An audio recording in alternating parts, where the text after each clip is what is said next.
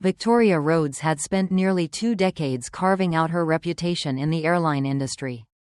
From the moment she stepped into her navy blue uniform, meticulously pressed and adorned with golden insignia, she carried herself with the air of someone who demanded respect. To her, first class wasn't just a seating arrangement, it was an exclusive sanctuary. One that she controlled with unwavering precision. It was her domain, a carefully curated space where only the most distinguished, high-paying passengers belonged. And when she saw Eleanor Whitmore, an elderly woman with neatly styled silver hair and a poised yet humble demeanor, settling into seat 1A, something inside her bristled. Eleanor had arrived early, moving with the quiet grace of someone who had traveled extensively.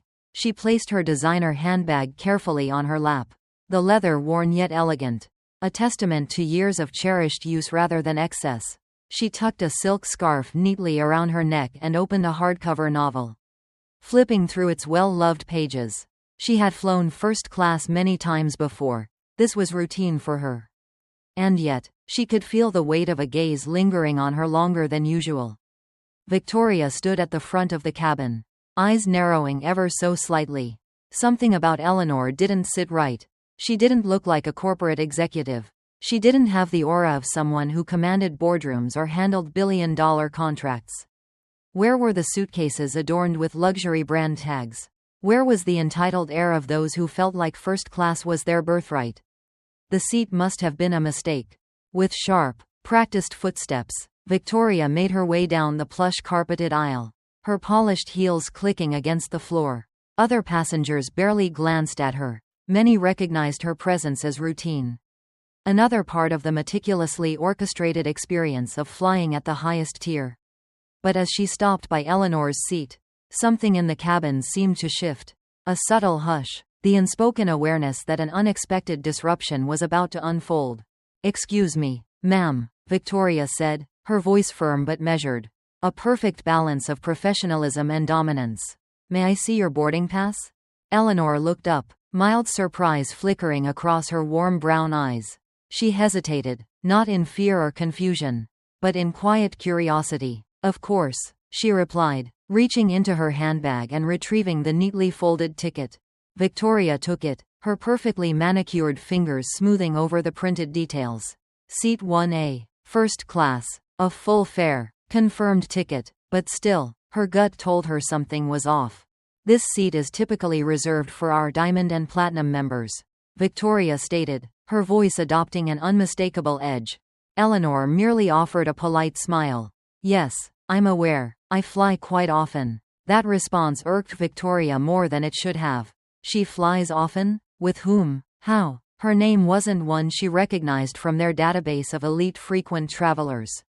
Nor had she ever noticed her before on these high-profile flights. Without returning the ticket just yet, Victoria's expression hardened, her posture straightening in a way that signaled authority rather than accommodation. "I need to check something with the gate agent. Please remain here." Eleanor's brows lifted ever so slightly, the corner of her lips pressing together in thought. But she said nothing, simply folding her hands in her lap, waiting, as Victoria turned on her heel and strode back toward the galley.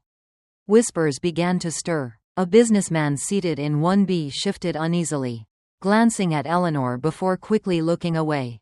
A younger couple, dressed in tailored vacation wear, exchanged hushed words. The energy in first class had changed. What was happening wasn't normal. In the galley, Victoria grabbed the cabin phone, punching in the extension for the gate crew. When no one answered immediately, she tapped her fingers against the counter, impatience bubbling under the surface. "Jessica," she called over her shoulder to one of the junior flight attendants. A fresh-faced woman barely a year into her position. Jessica turned, still arranging the pre-departure beverages. "Yes, ma'am. Do you know anything about a seat change in 1A?" Victoria asked, voice clipped. Jessica frowned. "Seat change? No, ma'am. That was always her assigned seat." Victoria's lips thinned. She wasn't satisfied. She wasn't convinced. Maybe it was pride. Maybe it was something deeper she didn't want to admit, but she had already decided Eleanor didn't belong there. Turning back toward the cabin, she made her way down the aisle once more, this time with the determination of someone about to correct an error. "Ma'am, I need you to collect your belongings," Victoria announced, her tone less polite now, more assertive. "There's been a seating mistake, and I'll need to relocate you." Eleanor blinked up at her. Unhurried, she did not flinch, she did not scramble to comply. Instead, she gently placed a silk bookmark between the pages of her book and closed it before looking Victoria in the eye. "A mistake?" she asked. Voice calm. "Yes," Victoria repeated, feeling the full attention of the surrounding passengers settling on them now. The quiet was deafening. "I'll need you to move." Eleanor exhaled slowly, setting her book down on the armrest. "If there's an actual issue, I'd like to speak to the captain." Victoria's patience snapped. Passengers didn't dictate procedures. They didn't challenge her judgment. They simply obeyed. "That won't be necessary," Victoria countered, her voice sharper now. "I need you to move now before you delay departure." Then, she did something no one expected. She reached down, her fingers lightly gripping Eleanor's arm as if to guide her out of the seat. The moment she made contact, the air in the cabin seemed to freeze. And then, Eleanor pulled away.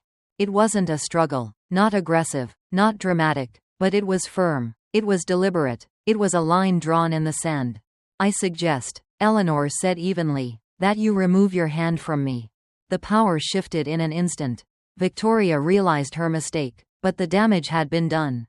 A sharp murmur rippled through the cabin, the sound of witnesses who had just seen something they could not ignore. A businessman across the aisle reached for his phone. The young couple in row 2 whispered with wide eyes. And just a few rows back, a passenger lifted their phone slightly, pressing record.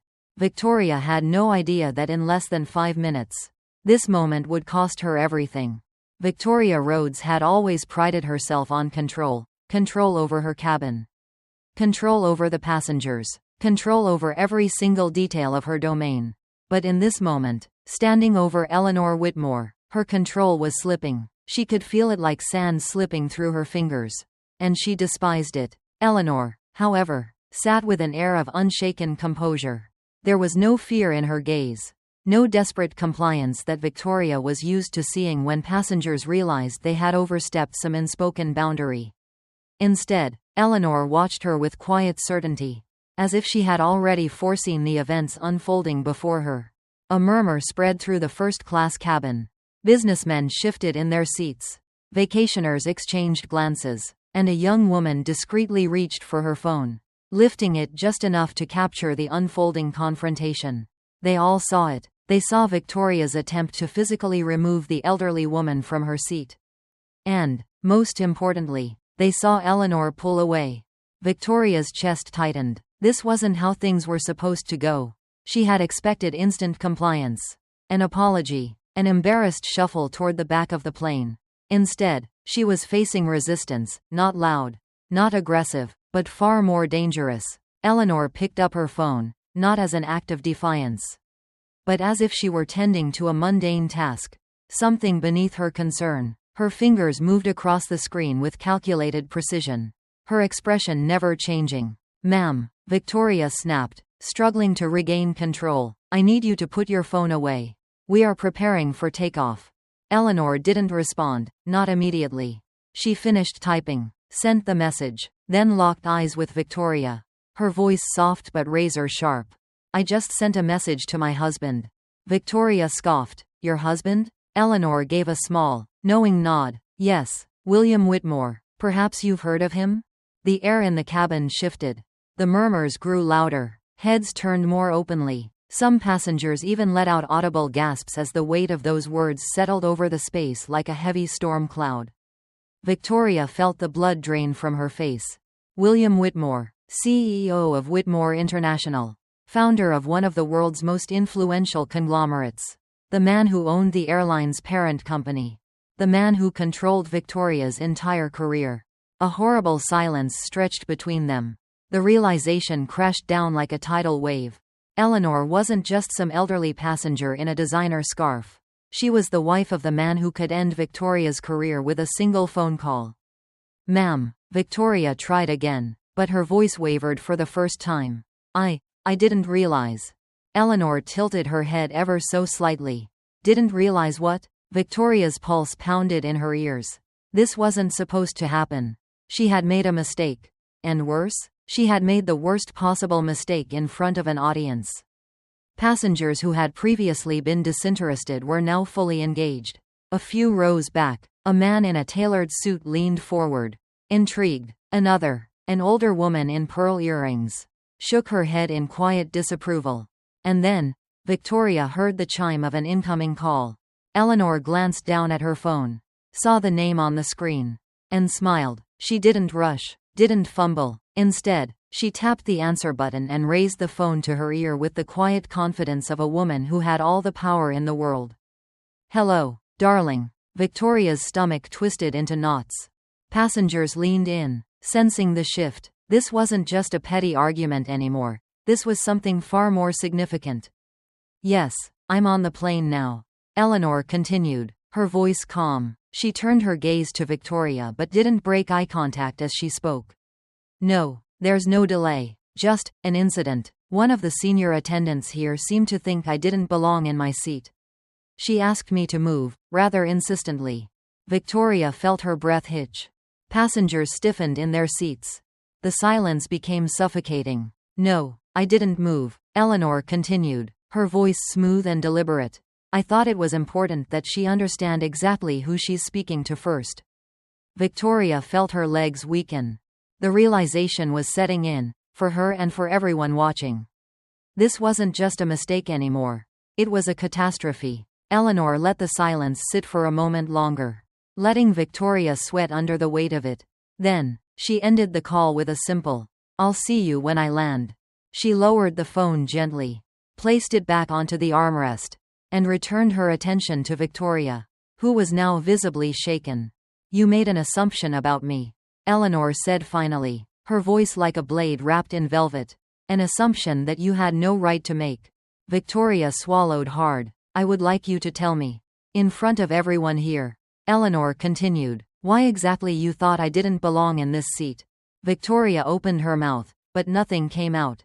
Passengers watched in anticipation, some openly recording the moment. The answer was obvious. Too obvious. Eleanor didn't fit Victoria's preconceived idea of a first-class passenger. And now, Victoria was going to pay the price for it. The captain's voice crackled through the intercom, cutting through the heavy silence. "Senior Cabin Director Victoria Rhodes. Please report to the cockpit immediately." Victoria stiffened. The murmur among the passengers grew louder. Someone muttered, "Oh, she's in trouble now." She forced herself to straighten, tried to cling to the last shreds of her dignity. "Excuse me," she mumbled, barely able to form the words. She turned, her movements rigid, her throat tight, her mind spinning. She knew, without a doubt, that call Eleanor had just made had already changed everything. She walked toward the front of the plane, each step feeling heavier than the last. Eleanor, meanwhile, picked up her book again, flipping through the pages as if nothing had happened. She had already won, and Victoria Rhodes had no idea that her career was about to crash harder than she ever could have imagined. The moment the intercom crackled to life, and the captain's voice called her name, Victoria Rhodes felt her stomach drop. It was a tone she had never heard directed at her before, firm, impersonal, and full of finality. Passengers held their breath, waiting to see what would happen next. Some had already pieced together that this was no longer just a simple seating dispute. This was something bigger. Something irreversible. She forced herself to walk to the front of the aircraft, trying to keep her posture straight despite the creeping anxiety that made her skin feel too tight. The first-class cabin, the space she had ruled over for nearly 2 decades, now felt foreign to her, as if she no longer belonged there. Because maybe, she didn't. As she entered the cockpit, Captain Robert Chin was waiting for her, his expression unreadable. First Officer Melissa Daniels avoided eye contact, staring ahead at the flight controls as if this moment wasn't happening right behind her. "Close the door," Captain Chin said quietly. Victoria obeyed, but her hands trembled as she reached for the latch. The door clicked shut, sealing them inside the cramped space. It was suffocatingly quiet except for the steady hum of the aircraft's instruments. Captain Chin exhaled slowly, rubbing his temple. Do you understand what you've just done? Victoria swallowed hard, her throat dry. Sir, I was just enforcing procedure. She started, but her voice lacked its usual authority. It wavered, unsteady, as if her confidence was crumbling under the weight of reality. Procedure? Captain Chin turned to face her fully, his sharp eyes locking onto hers. I just got a direct call from corporate. You forcibly removed an elderly woman from her assigned seat. Not only did you humiliate her in front of an entire first-class cabin, but that woman happens to be Eleanor Whitmore, the wife of William Whitmore, the owner of the company that controls this airline. Victoria felt everything inside her collapse. No, no, no, no. She opened her mouth, but no words came. Captain Chin continued, his tone hardening. Do you have any idea what this means? Do you understand the consequences of what you've done? Victoria couldn't breathe. This wasn't a warning. This wasn't an internal report that she could smooth over. This was career-ending. Sir, she finally managed, her voice barely above a whisper. I can fix this. I can. No, Captain Chin interrupted. You can't. The words were a death sentence. And she knew it. Effective immediately. You are relieved of all duties for the remainder of this flight. You will sit in the rear jump seat until we land in San Francisco. You will not engage with passengers. You will not perform any service. Do you understand? Victoria felt her entire world tilt. This couldn't be happening. She had spent 19 years building her career, working harder than anyone else, making sure she was respected. She had sacrificed everything for this job. And now, she was being stripped of everything she had worked for in less than an hour. Her lips parted, wanting to beg for reconsideration. But she saw it in Captain Chin's eyes. There was no room for negotiation. The decision had already been made. With humiliation burning through her, she nodded stiffly. She had no choice. Dismissed, Captain Chin said, turning back toward the control panel. That was it. No reassurance, no softening of the blow. Just a command. She felt her feet move on autopilot as she stepped out of the cockpit. Her legs numb beneath her. The walk back through the cabin felt like a funeral march. As she re-entered the first-class section, all eyes were on her. Passengers knew something had happened. Some stared openly, others pretended to look away but stole glances from the corners of their eyes. She could hear whispers. She's in trouble. Did you see how that woman handled her? What was she thinking? Each step toward the rear of the plane was heavier than the last. By the time she reached the jump seat at the very back of the aircraft, her legs were shaking. She lowered herself into the seat mechanically, securing the harness across her chest. And then, the realization hit her like a freight train. She was no longer in control. For the first time in 19 years, she was powerless. She was now the one being ordered around, the one being watched, the one being judged. And worst of all, she deserved it. The weight of regret. The flight dragged on in agonizing silence. Victoria sat rigidly in the jump seat, staring at the lavatory door in front of her, pretending not to notice when passengers walked by, giving her pitying glances. Every time a flight attendant passed by, she felt the sting of embarrassment. She had been their leader, their senior, and now, she was nothing. At some point, Jessica, the junior flight attendant she had dismissed earlier, appeared beside her. Would you like some water? Jessica asked gently. Victoria looked up, startled. Of all the people on this flight, Jessica had every right to gloat. She had tried to warn Victoria earlier. She had tried to do the right thing. And yet, there was no smugness in Jessica's voice, no satisfaction at seeing her superior brought down. Victoria stared at the water for a long moment before nodding silently. Jessica handed her the bottle, then hesitated before adding, "You know, this doesn't have to be the end for you." Victoria let out a bitter laugh, shaking her head. "It already is." Jessica didn't argue. She simply gave a small nod before stepping away, leaving Victoria alone with her thoughts. The landing that sealed her fate. As the plane began its descent, Victoria felt panic rising in her chest, because she knew what was waiting for her in San Francisco. Security, our corporate, William Whitmore, and the official end of her career. She clenched her hands into fists, her nails digging into her palms. For the first time, She allowed herself to feel everything. The fear, the shame, the regret. She had done this to herself. Her own arrogance, her own assumptions, her own abuse of power had led to this moment. As the plane touched down on the runway, a single tear slipped down her cheek. She had once ruled this cabin with an iron grip. Now, she was nothing more than a passenger waiting for her punishment. And as she sat there, frozen in place, she realized one terrible truth. Her entire life had just changed forever. As the plane cruised at 35,000 feet, the energy in the cabin shifted. What had begun as a minor dispute over a seat had unraveled into something far more sinister. Passengers, once absorbed in their own worlds, were now wide awake, their conversations laced with hushed disbelief.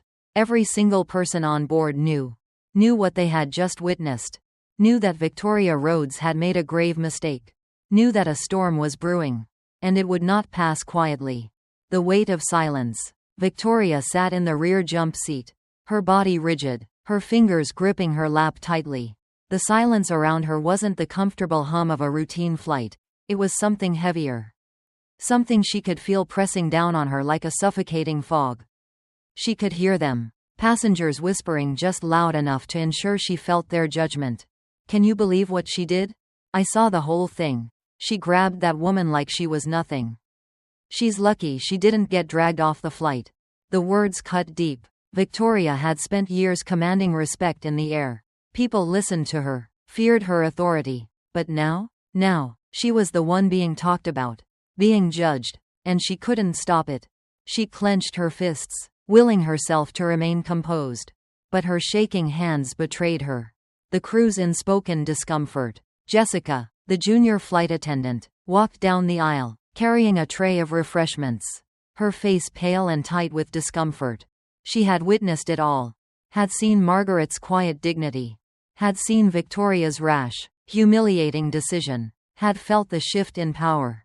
The way the first-class passengers, once so used to Victoria's unquestioned authority, now looked at her differently, as if she were beneath them. She stopped near the galley, exchanging a look with Sophia, another flight attendant. Neither spoke at first, but the weight of what had happened hung between them. "Did you see?" Jessica finally whispered. Sophia nodded, her eyes darting toward the rear of the plane where Victoria sat. "Isolated. I saw everything." There was a long pause. Then, Sophia sighed, shaking her head. She didn't even check properly. She just assumed Margaret didn't belong. Jessica bit her lip, something hot and frustrated burning in her chest. How many others has she treated like that? Neither of them had an answer. But they both knew this wasn't the first time Victoria had let her power cloud her judgment. Just the first time someone powerful had been on the receiving end of it. Margaret's unshaken composure. Unlike the crew, unlike the passengers, Margaret remained calm. She sat in seat 1A, the very seat Victoria had tried to rip from her, and continued reading her book as if nothing had happened. Her fingers traced the pages with slow, deliberate movements, her eyes never leaving the words. But make no mistake, she was waiting. Waiting for the moment justice would be served. Waiting for the inevitable fallout that Victoria had brought upon herself. Because Margaret was no ordinary passenger. She had seen this kind of behavior before. People who let power go to their heads. Who thought their authority made them untouchable. And she knew one unshakable truth.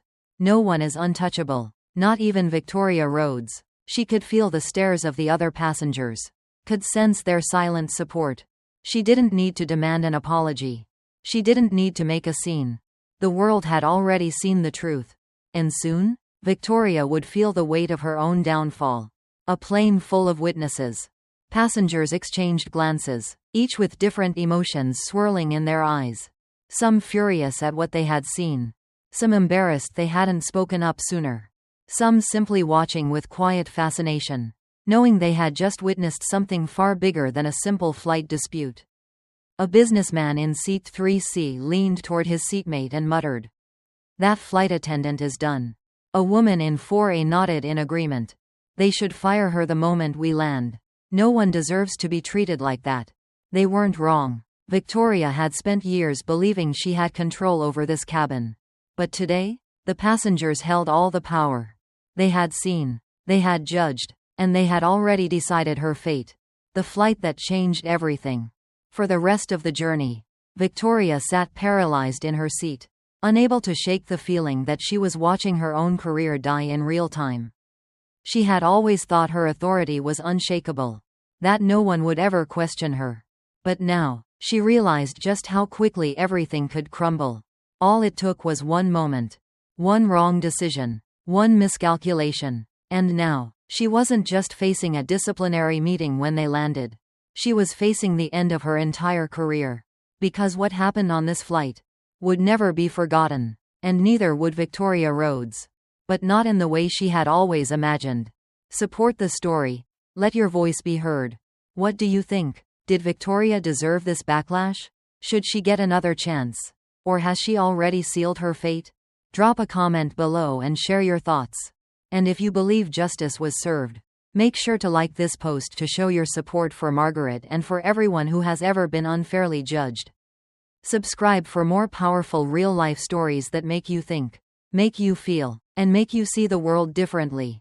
Because in the end, stories like these teach us something important. That power is never permanent. And when you abuse it, it will always come back to you. The plane touched down smoothly on the San Francisco runway. But inside, Victoria Rhodes felt anything but steady. Her heart pounded, her breath shallow as she stared straight ahead, pretending she couldn't feel the weight of her reality closing in on her. She wasn't just landing in a new city. She was landing in her reckoning. As the aircraft taxied toward the gate, passengers shifted in their seats, gathering their belongings. The usual rustling of carry-ons and quiet murmurs of people stretching after a long flight filled the cabin. But there was an undercurrent of awareness, a quiet anticipation that something was about to happen. Because everyone knew who was waiting outside that door. Everyone knew Victoria was not walking off this plane as she had so many times before. She was walking into the end of her career. And there was nothing she could do to stop it. Trapped in the air, trapped in her fate. Jessica, the young flight attendant who had witnessed it all, approached hesitantly. "Victoria," she said softly, her tone laced with sympathy she wasn't sure she should be offering. "The captain says you need to stay seated until all passengers have deplaned." Victoria nodded stiffly. She had known this was coming. But hearing the words made it real. She wasn't a flight attendant anymore. She was a problem that needed to be handled. One by one, the passengers filed past her, some throwing her sharp glances, others deliberately looking away, pretending they hadn't watched her humiliate herself and destroy everything she had worked for. And then, as the last person disappeared down the jet bridge, Victoria was alone, except for the flight crew, who now watched her with something between pity and discomfort. It was Jessica who finally broke the silence. "They're waiting for you." Victoria took a shaky breath and stood, her legs feeling unsteady beneath her. The walk to the front of the plane had never felt longer. A door that only opened one way. As the aircraft door swung open, Victoria's eyes landed on the figures waiting for her. Her stomach dropped. William Wellington, the CEO of the airline, stood tall, his expression impossibly unreadable. Beside him, Heather Wright, the HR director, held a folder, Victoria's termination papers. No doubt. And standing just behind them were two security officers, their presence making it painfully clear that there would be no negotiation. No second chances, no mercy. Jessica stepped aside, allowing Victoria to walk forward on her own. But in that moment, she didn't feel like she was walking. She felt like she was falling. The final meeting. Judgment is served. The walk from the gate to the private meeting room was a blur. Victoria barely registered the shuffling footsteps, the cold tile beneath her shoes, the way every flight attendant they passed lowered their gaze, as if they were watching a funeral procession. And in a way, they were. She was walking into the death of everything she had built. Inside the meeting room, the air was stiflingly quiet. William Wellington took a seat across from her, steepling his fingers as he studied her. Heather Wright placed the folder on the table and slid it toward her. "Your employment with Pinnacle Airways is officially terminated. Effective immediately," she said, her voice professional but emotionless. You will also be placed on the air carrier database under A, for cause, termination. Meaning other airlines will have access to the details of your dismissal. The words hit Victoria like a punch to the gut. You're blacklisting me, she whispered. William Wellington leaned forward slightly. His gaze cool. You put your hands on my wife. That was it. That was the entire explanation. Because what more was there to say? She had crossed a line. And now, she was paying the price. The power of a signature. The room felt smaller, like the walls were closing in around her. Her hands shook as she reached for the pen, staring at the papers that officially marked the end of everything. She had spent 19 years enforcing rules, holding others accountable, demanding respect. And now, with one stroke of ink, she had nothing left. She signed. The moment the pen left the paper, she felt it, the weight of her entire career vanishing into thin air. Heather collected the folder, placing it back into her bag with calculated efficiency. William stood, buttoning his suit jacket. Security will escort you out. And with that, he left the room, never sparing her another glance. She was no longer his concern. Just another former employee who had made the wrong choice. The last walk. Victoria barely noticed the whispers as she was escorted through the airport. Her badge already deactivated, her authority stripped away. Passengers she had once commanded now watched her with curiosity, some even recording on their phones. She wanted to disappear, but there was nowhere left to run. As the exit doors opened, the cool air hit her like a slap, the world feeling too big, too unfamiliar now that she was no longer inside the industry she had devoted her life to. She turned one last time, staring at the airport, the place where she had once been respected, feared, in control. Now, she was just another person on the outside looking in. A nobody. And that was the worst part of all. What would you have done? Victoria made a mistake that cost her everything. Do you think she deserved what happened? Would you have given her a second chance? Or was this the only possible outcome? Drop a comment below and let us know what you think. If you believe that power should never be abused, hit that like button and show your support for those who have been unfairly judged in silence. And if you want to hear more real-life stories with shocking endings, subscribe now. Because in life, as in the air, what goes up must come down. The walls of the private conference room felt like they were closing in on Victoria Rhodes. This was a space typically reserved for VIP travelers, for executive briefings, for moments of power and prestige. But today, it was her execution chamber. Seated across from her, William Wellington exuded calm authority. His tailored suit impeccable, his expression unreadable. Beside him, Heather Wright from HR methodically arranged papers in a folder. The folder that contained the official end of Victoria's career. On the other side of the table, Bradley Thompson, the director of in-flight operations, watched her with the kind of measured disappointment that made her stomach churn. They were a jury that had already reached its verdict. Now, they were just here to deliver the sentence. A career erased in a single sentence. The silence stretched between them, thick and unbearable, before Wellington finally spoke. "Miss Rhodes," he said, his voice quiet but impossibly heavy. "Your employment with Pinnacle Airways is terminated. Effective immediately." The words hit her like a blow to the chest. Not a warning. Not a suspension. A termination. Her entire body tensed, her fingers digging into her lap, her breath shaky as she tried to process the finality of it. She had given this airline 19 years. And in 19 seconds, it was gone. The lesson that came too late. Wellington didn't raise his voice.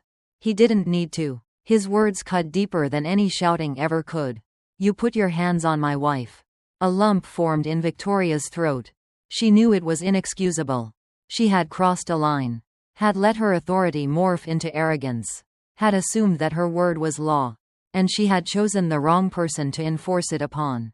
"The uniform you wore didn't make you powerful," Wellington continued, his piercing gaze never leaving her.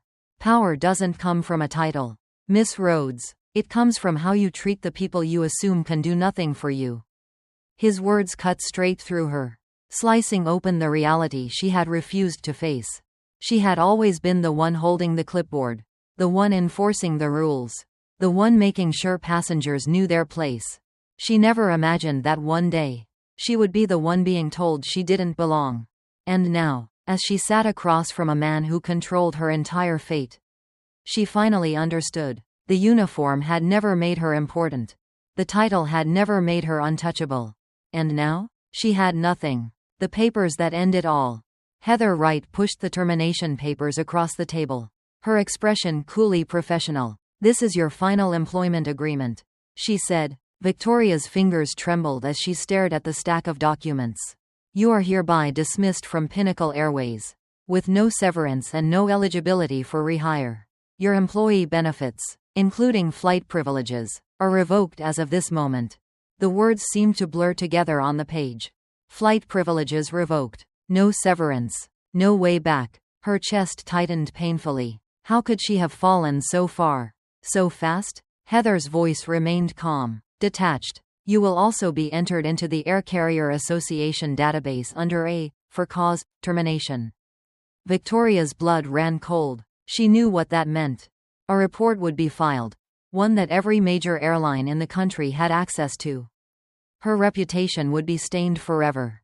Her chances of getting another job in the industry? Zero. The airline industry was tight-knit. Once your name landed on that list, you were done. Not just at Pinnacle Airways. Everywhere. Victoria's throat went dry. "You're blacklisting me," she whispered. "No appeal. No mercy." Wellington leaned forward slightly, his voice softer now, but somehow more damning than ever. "Miss Rhodes, you blacklisted yourself." The words settled over her like a final nail in a coffin. This wasn't just a mistake. This wasn't just a bad day at work. This was the end. She had spent 19 years wielding authority, believing that she belonged above others, that her word was final. And now, in the same cold, detached manner she had used on passengers for years, she was being discarded. Power was an illusion, and hers had just been shattered. The last signature of her career. Heather tapped the bottom of the document. "Please sign the acknowledgement form." Victoria stared at the line where her name belonged. It felt like signing away a part of herself, like a death certificate for the life she had built. Her hands shook violently as she picked up the pen. She could feel Wellington's eyes on her, waiting. She could feel Heather's quiet finality, the way this was just another task for her. She could feel Bradley's quiet disappointment, the way he had once respected her. But now, she was just another disgraced employee. Her heart pounded painfully as she scrawled her name. And just like that, it was over. The final blow. Heather collected the folder. "Standing. Security will escort you off the premises." Victoria swallowed back the lump in her throat. She felt nauseous, dizzy, like she was watching her own downfall from outside her body. Then, Wellington reached into his jacket pocket and placed an envelope on the table. Victoria blinked in confusion. "This is from my wife," Wellington said, his tone unreadable. She hesitated before picking it up. It was sealed, her name written in elegant cursive. "She asked that you read it after you leave," he added. And then, without another word, he turned and walked out. Heather followed. Bradley followed. The door clicked shut, leaving Victoria alone in a room that had just stripped her of everything. The walk of shame. Security was waiting outside. They didn't speak as they escorted her down the terminal's back hallways. Away from the passengers she had once commanded. Away from everything she had built. She barely registered the automatic doors opening as she stepped into the afternoon air. For the first time in 19 years, she was standing outside the airport, no longer belonging inside it. And only then did she remember the envelope. Her fingers trembled as she tore it open. Inside was a single, handwritten note. Margaret Wellington's final words. "Victoria, today you lost a job. But you gained an opportunity. The chance to find out who you are without a uniform or title. Power doesn't come from status. It comes from the way you treat those who can do nothing for you. I hope you take this lesson and do better with your second chance. Because not everyone gets one." Victoria clutched the note to her chest, her vision blurring with tears. She had spent years believing she was untouchable. Now, she was just another person on the outside, looking in. And for the first time, she finally understood. Victoria Rhodes had spent 19 years walking these airport corridors with confidence, authority, and pride. But now, she was walking out for the last time, and not by choice. The automatic doors slid open with a quiet whoosh, and she stepped outside, greeted not by the familiar hum of jet engines but by a silence that felt too heavy to bear. For years, this place had been her kingdom. She had known every inch of it, every rule, every procedure. She had walked these halls with her head high, her uniform pristine, her badge clipped proudly to her chest. Now, she was leaving with only a small suitcase, a purse, and an envelope. The envelope. Her fingers trembled as she held it, the weight of it feeling heavier than it should have. It was sealed, her name written in graceful cursive letters. Margaret Wellington's name wasn't on it, but Victoria knew exactly who it was from. Her chest tightened painfully. Margaret Wellington. The woman she had tried to forcibly remove from her seat. The woman she had humiliated in front of an entire first-class cabin. The woman who, despite it all, had sent her a letter. Why? Why wasn't this a lawsuit? A public statement? A demand for further punishment? Why a letter? Victoria's breath was uneven as she sat down on a bench outside the terminal. The envelope clutched tightly in her hands.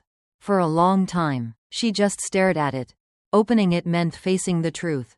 And for the first time in her life, Victoria wasn't sure if she was strong enough for that. A letter unlike any other. She exhaled slowly and tore open the envelope, unfolding the single piece of paper inside. The first thing she noticed? It wasn't angry. It wasn't condescending. It wasn't vengeful. Instead, it was written with a kind of quiet wisdom that made Victoria's chest ache. She swallowed hard and began to read. Victoria, today, you lost a job, but you gained an opportunity. The opportunity to discover who you are when stripped of authority, title, and uniform. I know this must feel unbearable. The weight of regret, of consequences, of realizing too late the impact of your choices. But I hope you use this moment not to dwell in despair, but to grow. Power does not come from position. It does not come from the uniform you wear or the authority you wield. True power comes from how we treat those we believe can do nothing for us. It comes from kindness, from grace, from recognizing that every person deserves dignity. For years, you believed that your rank made you important. But importance is not measured by control. It is measured by the way we choose to see others. You saw me as someone who didn't belong. Someone who needed to be corrected. But I hope today, you understand. It was never me who didn't belong. It was the mindset that told you I didn't. Take this lesson, Victoria. Take it, and do better. Because not everyone gets a second chance. Sincerely, Margaret Wellington. A lesson too late, but not entirely lost. Victoria's hands shook as she folded the letter back up, her vision blurring with tears. Her whole body felt like it was sinking, unraveling, collapsing under the weight of those words. Margaret wasn't cruel. She wasn't mocking her downfall. She wasn't even angry. Instead, she had done something far worse. She had held up a mirror and forced Victoria to see herself for who she really was. And the truth? The truth was unbearable. She had spent years believing she was better than the passengers she served. She had believed that her title gave her the right to decide who was worthy, who belonged, who deserved respect. But today, she had learned the hardest lesson of all. She had never been above anyone. And now, for the first time, she was experiencing what it felt like to be the one pushed aside. Her title was gone. Her authority was gone. And who was she without them? She let out a shuddering breath, staring at the airport she once ruled over. The people rushing in and out, moving forward with their lives, while hers had just come to a halt. But Margaret had given her something she didn't deserve. A chance to change. A chance to take this pain, this humiliation, and turn it into something different. Because maybe, just maybe, this wasn't the end. Maybe it was the beginning of something else. Something better. She stood up slowly, slipping the letter back into her bag. The airport doors slid open behind her as another wave of passengers rushed inside, ready to take off to new destinations. And Victoria? She turned away from the terminal. For the first time in her life, she wasn't going up. She wasn't soaring above others. She was on the ground. And maybe, just maybe, This was exactly where she needed to be. What can we learn? This story isn't just about one woman's downfall. It's about the power of perspective. It's about humility. It's about recognizing that status means nothing if we use it to push others down. Victoria thought she had all the power.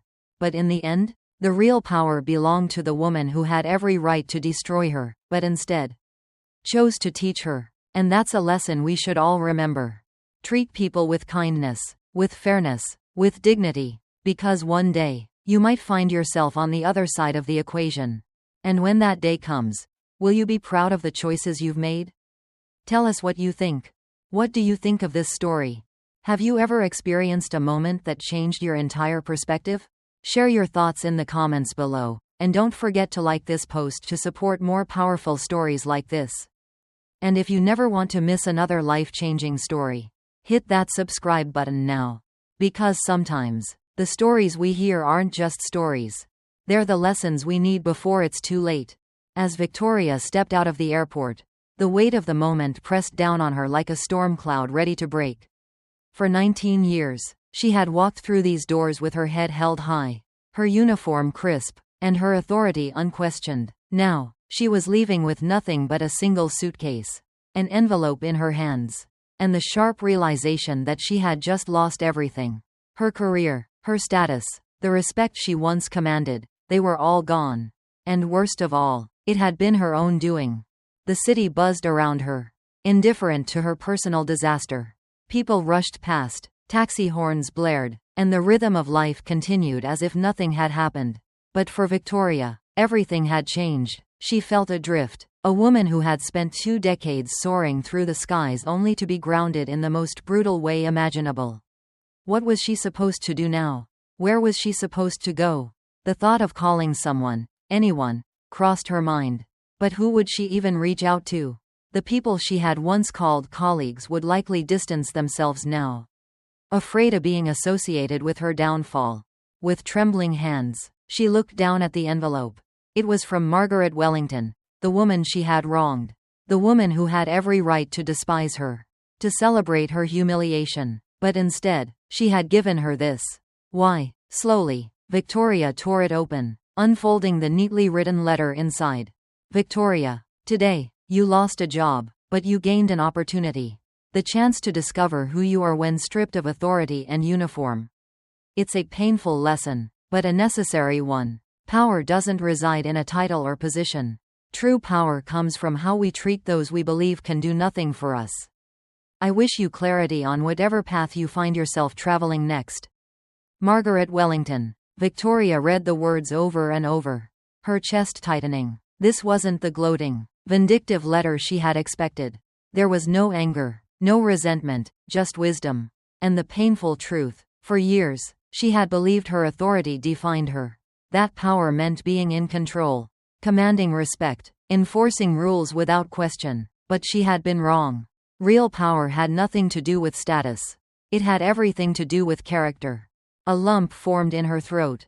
How many times had she dismissed passengers like Margaret? How many had she treated unfairly, assuming they didn't belong? And how many of them had walked away with the same quiet dignity, carrying wounds she never even acknowledged? The shame of it burned deep. She had spent her career enforcing standards. But in the end, it wasn't airline policies that had taken her down. It was her own lack of empathy. The irony was bitter. The very control she had wielded over others had slipped through her fingers the moment she abused it. And now, she had no one to blame but herself. The wind picked up, cold against her flushed skin. She needed to move, needed to do something other than stand there drowning in regret. She spotted a coffee shop across the street and made her way over. The sounds of the city muffled by the whirlwind of thoughts racing through her mind. She ordered a tea, Margaret's drink of choice, and sat by the window, staring out at the airport she had once ruled over. It was strange how quickly a place could go from feeling like home to feeling like a prison. She could have spent the rest of the day wallowing. But as she sipped her tea, something shifted. Maybe Margaret was right. Maybe this wasn't just an ending. Maybe it was a beginning. For the first time, she allowed herself to wonder. Who was Victoria without the uniform? Without the rules? Without the rigid walls she had built around herself? She didn't know, but maybe it was time to find out. With a deep breath, she pulled out her phone and opened a blank note. Instead of dwelling on what she had lost, she made a list of what she still had: experience, discipline, a chance to change, and perhaps most importantly, the ability to choose who she became next. She wasn't going to let this be the end of her story. She was going to rewrite it. And so, as she took another sip of tea, she made a decision, a real one, not dictated by rules or status, but by something deeper, something she had ignored for too long. She was going to learn, grow, change, and most importantly, she was going to prove, to herself, to the world, that this moment didn't define her. What she did next would. Life has a way of humbling us when we least expect it. It strips us down to our core, forcing us to face truths we've ignored.